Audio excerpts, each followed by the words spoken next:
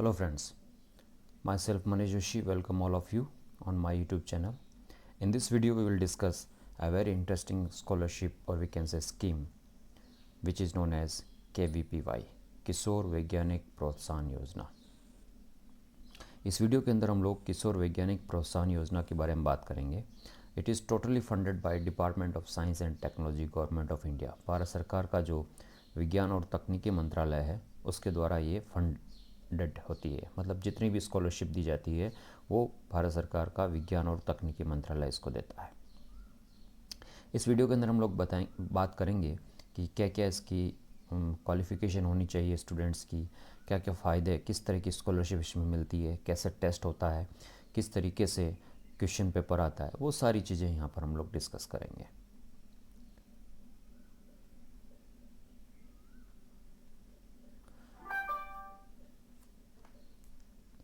ये जो पिक्चर आपके सामने देख रहे हैं आप लोग ये वो सारे भारतीय वैज्ञानिक हैं जिन्होंने भारत ही नहीं पूरे वर्ल्ड में अपने जो नोबेल वर्क्स थे उनसे भारत का नाम रोशन किया और आज भी ये भारतीय विज्ञान की नींव हैं और हमेशा रहेंगे। ओके, और इन्हीं से हम लोग प्रेरित होकर के हम भी इन्हीं की तरह कुछ ऐसे वैज्ञानिक कार्य या ऐसी रिसर्च, ऐसे इन्वेंशन कर सकते हैं जो देश और दुनिया दोनों के लिए अच्छे साबित हों।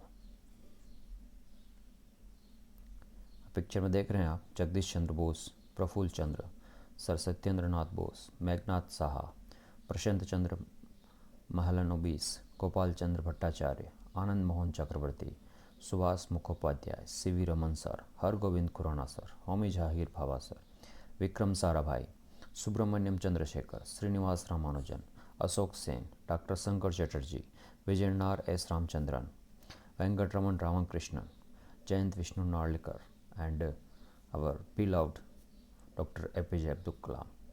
तो ये जितने भी साइंटिस्ट आप आपके सामने स्क्रीन पर देख रहे हैं ये अपने आप में खुद प्रेरणा है।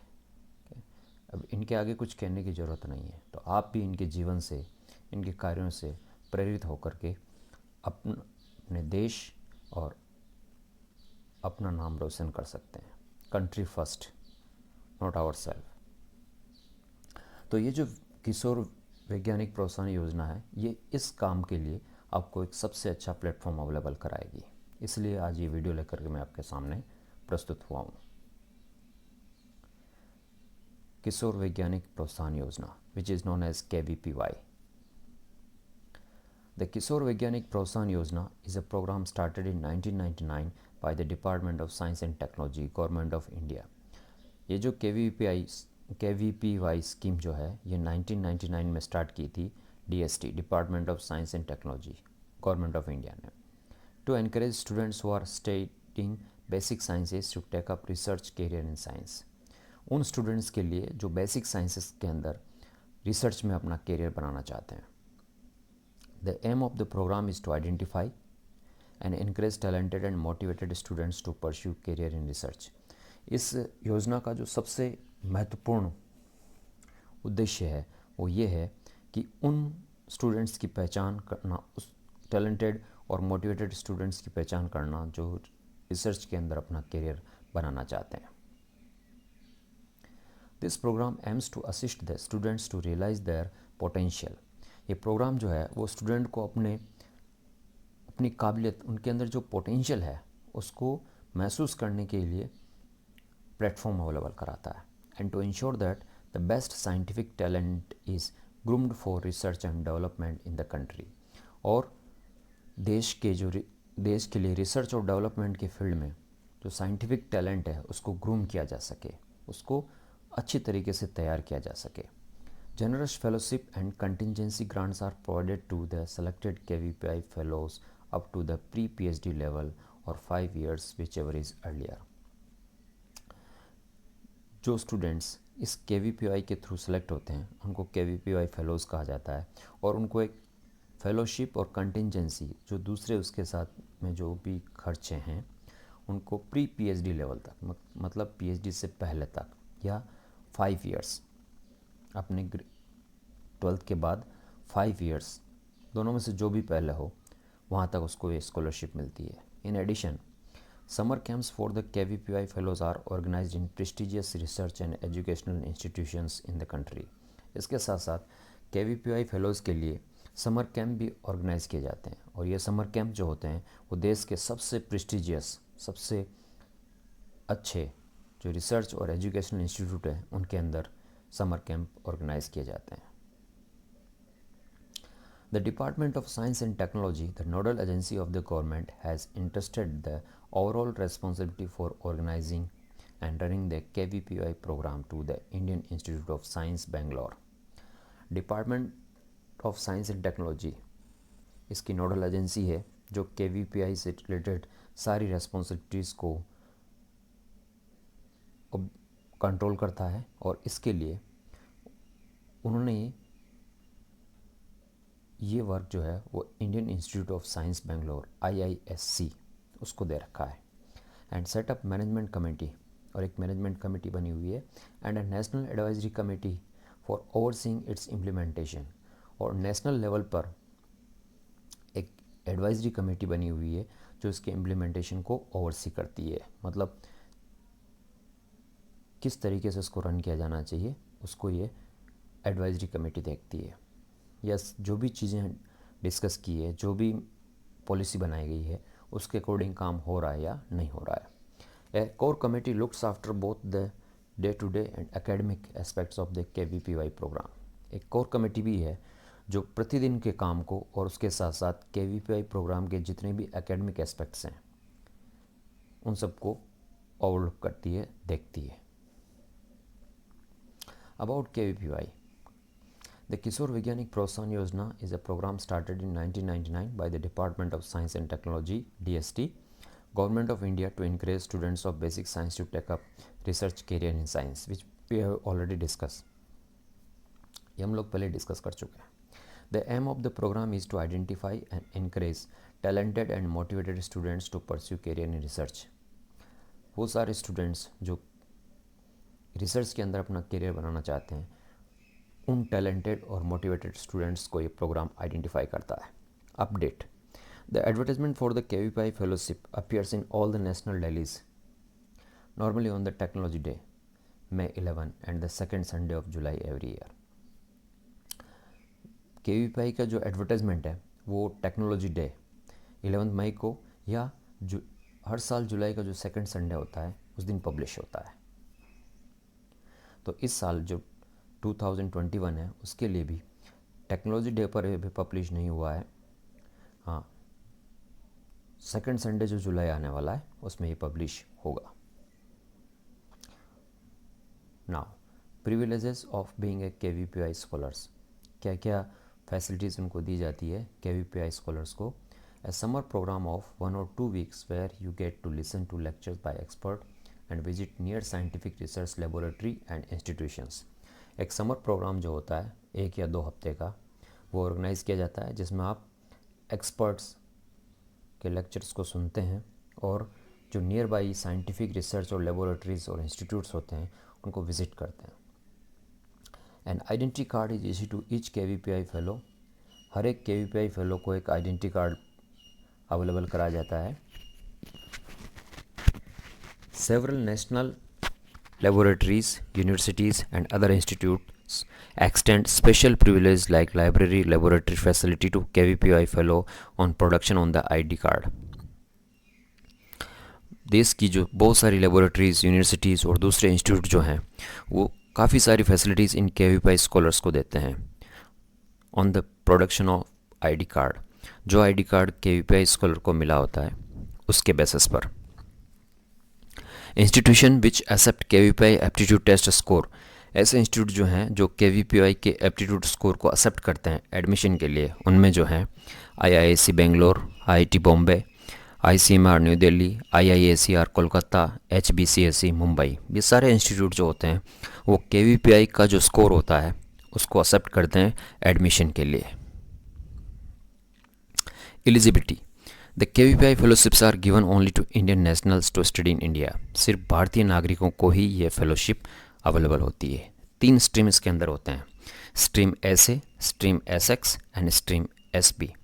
स्ट्रीम एस ए किसके लिए होती है ये बात करते हैं। Students enrol in 11th standard in science subject during the academic year 2014-15।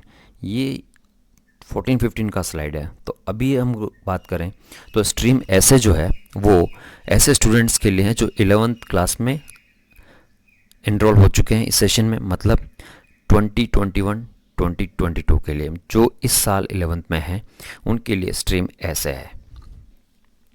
And having secured a minimum of 80%, और मिनिमम उनको 80% मार्क्स लाने होते हैं। SC ST PWD के लिए 70% है। इन aggregate in mathematics and science subject in 10th standard board examination.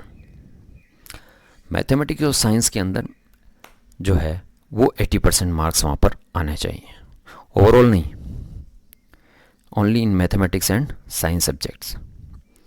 Stream SX, student enrol in 12th standard +2 science subject during the academic year, मतलब जिस ईयर के लिए KVPI ऑर्गेनाइज हो रहा है उस सेशन में वो स्टूडेंट 12th क्लास में एनरोल होना चाहिए। ये आता है stream S. And aspiring to join an undergraduate programme in basic science must have secure a minimum 80% marks in the aggregate in mathematics and science subjects in the 10th standard board examination। फिर देखिए उसके साथ साथ 19 student को मिलता है जो basic science में अंडर ग्रेजुएट प्रोग्राम में एडमिशन चाहते हैं, just like BSc in mainly जो बीएससी है उसके अंदर ये काम वही स्टूडेंट्स या बीएससी करने वाले स्टूडेंट को ही ये स्ट्रीम में मौका मिलता है। और उसमें भी कंडीशन यही है कि 10th क्लास के अंदर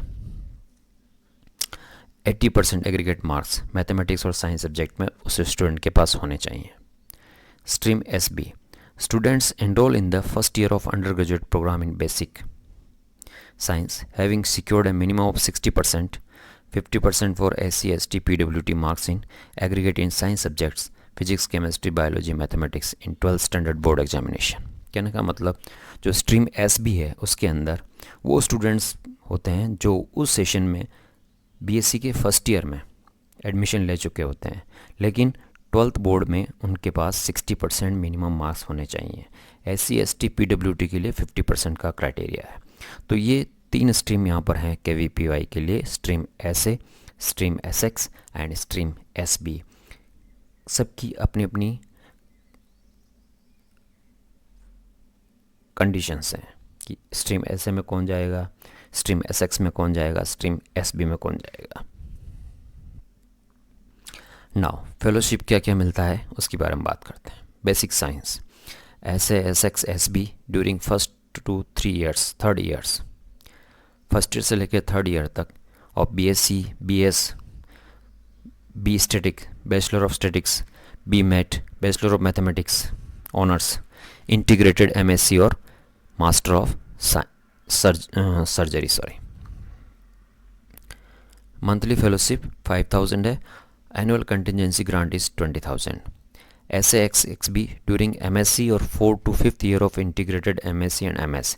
इंटीग्रेटेड MSc क्या होती है, जिसमें ग्रेजुएशन के साथ साथ MSc होता है 5 ईयर का, वो इंटीग्रेटेड MSc कहलाता है।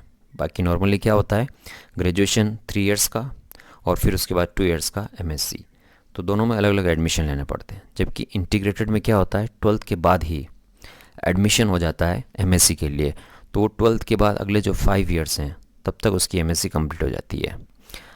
डिफरेंट ऑर्गेनाइजेशंस हैं जो ये अपॉर्चुनिटी अवेलेबल कराते हैं।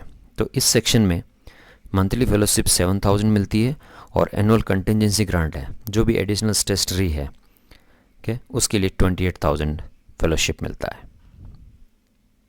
Exam pattern, the candidate have to go through the 2 stages to be selected in KVPI। 2 stage होते हैं।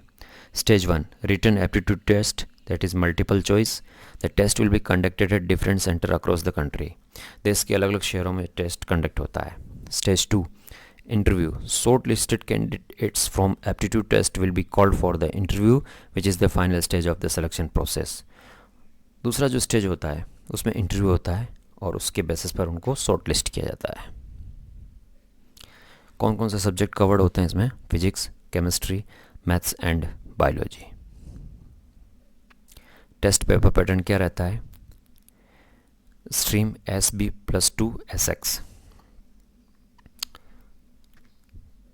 टाइप दे रखा है, MCQ टाइप होते हैं पार्ट 1 पार्ट 2, 4 सेक्शन होते हैं PCBM के। Number of questions 80, first part में 80 क्वेश्चंस होते हैं, सेकंड पार्ट में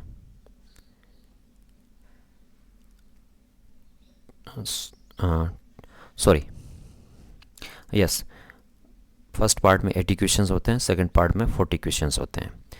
उसमें से फर्स्ट पार्ट में सिर्फ 60 अटैम्प्ट करने होते हैं और सेकंड पार्ट में 20 अटैम्प्ट करने होते हैं।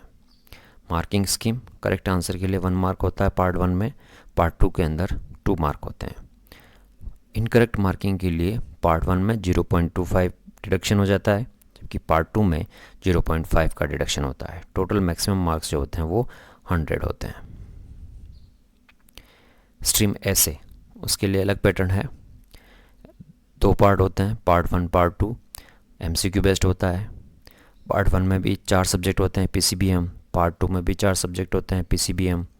पार्ट फर्स्ट में टोटल क्वेश्चन 60 आते हैं और पार्ट 2 में टोटल क्वेश्चन 20 आते हैं। इसमें सभी 60 क्वेश्चन करने होते हैं, इसमें 20 क्वेश्चन करने होते हैं। मार्किंग स्कीम, पार्ट 1 में करेक्ट मार्क के लिए 1, पार्ट 2 में करेक्ट मार्क के लिए 2। पार्ट 1 में इनकरेक्ट मार्किंग के लिए 0.25 डिडक्ट हो जाता है, पार्ट 2 में 0.5 डिडक्ट हो जाता है। Syllabus, there is no prescribed syllabus for written test. PCMB चारों सब्जेक्ट्स होते हैं। The written test aims to test the understanding and analytical ability of the students then his or her factual knowledge. सबसे important जो चीज़ होती है इस test का वो है कि स्टूडेंट कितना अंडरस्टैंड कर पाता है और कितना उसकी एनालिटिकल एबिलिटी है। However students are tested for the syllabus up to class 12th, मतलब क्लास 12 तक का सिलेबस उसमें आता है। एग्ज़ाम डेट ऑफ KV पे एग्ज़ाम और aptitude test 4th week of October month, अक्टूबर महीने का जो 4th वीक होता है उसके अंदर होती है। तो इस सेशन के लिए भी डिक्लेयर हुआ नहीं है, इसलिए अभी कोई डेट फिक्स नहीं है। सिलेक्शन प्रोसेस हम पहले बात कर चुके हैं। Aptitude test, written aptitude test conducted both in Hindi and English at different centre across the country. Hindi English दोनों में होता है, देश के अलग अलग शहरों में होता है। It's weightage is 75% in the final merit list. Final जो मेरिट लिस्ट बनती है इंटरव्यू के बाद वो 75% इसको वेटेज दिया जाता है। Interview based on the performance in the aptitude test के बेसिस पर shortlisted students will be asked to appear for an interview which is the final stage of the selection process. तो जो shortlist होते हैं students aptitude test के basis पर, उनको interview के लिए कॉल किया जाता है और वो उसका फाइनल स्टेज होता है सिलेक्शन प्रोसेस का। I hope you have understand all the aspects of KVPY। क्या है KVPY, कौन ऑर्गेनाइज करता है, क्या मोटिव है इसका, कौन कौन सी स्ट्रीम होती है, क्या क्या कंडीशंस होती, क्वालिफ़िकेशन होनी चाहिए, क्या क्या फैसिलिटीज़ अवेलेबल की जाती है, स्कॉलरशिप क्या दिया जाता है, एग्ज़ाम पैटर्न क्या होता है, मार्किंग कैसे होती है, कितने स्टेज में फाइनल सिलेक्शन होता है, ये सारी चीज़ें हम लोगों ने इस वीडियो के अंदर देखी है। मैं उम्मीद करता हूँ कि आपको ये वीडियो समझ में आया होगा और आज से ही अपने आप को कमिट कर लीजिए कि आपको इसमें सिलेक्शन करवाना है। तो जो कुछ वीडियो में आपने समझा है वो आप दोबारा समझें, उसी के अकॉर्डिंग अपनी प्लानिंग करें और जो भी और स्टूडेंट इंटरेस्टेड हैं उनको भी मोटिवेट करें। Thank you so much.